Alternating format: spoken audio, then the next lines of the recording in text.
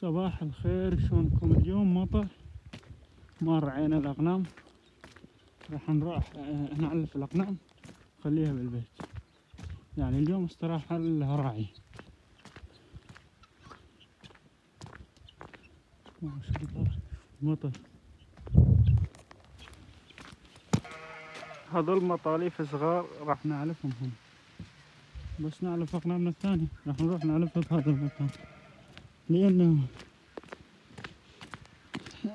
سويناه مكانين للعلف. هذا المكان مرات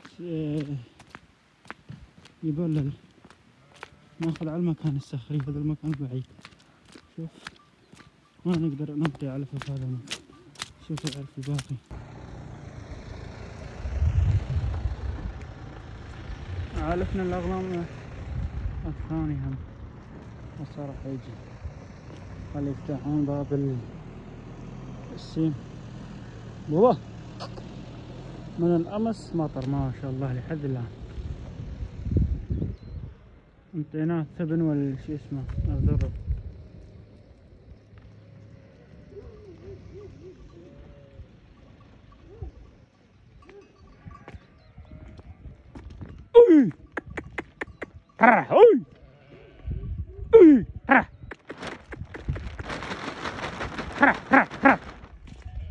ما بيعرف.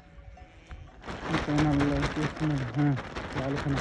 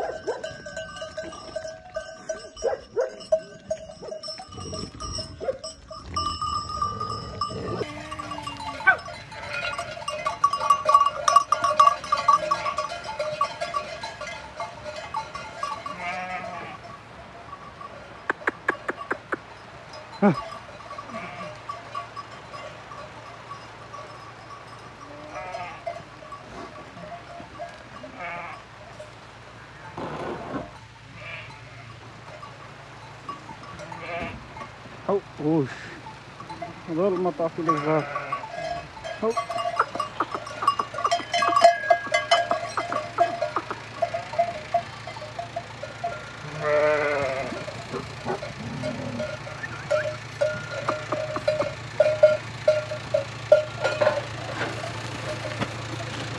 يتعاركون مشان الشلبة. أخذنا الشلبة يم الغنم حتى الذئب ما يدخل بين الغنم.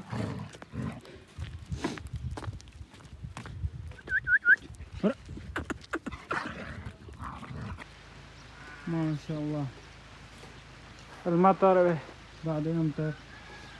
وهذول المطافيل شبعان ما شاء الله في الغنم. شوف لحد الآن هذا شو اسمه الجاري والهود احنا مسمينه هذا العلف يهتزم ما شاء الله.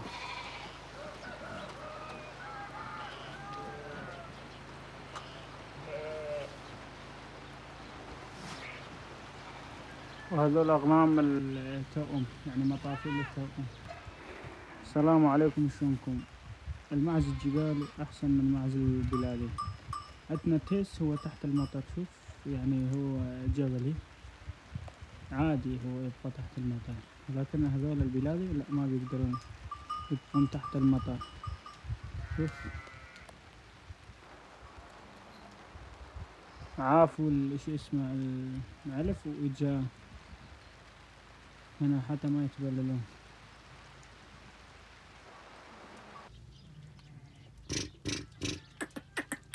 هذول مطافيل التوأم ما شاء الله. علفهم ما لازم يخلص، المطافيل لازم تنتهي علف قوي.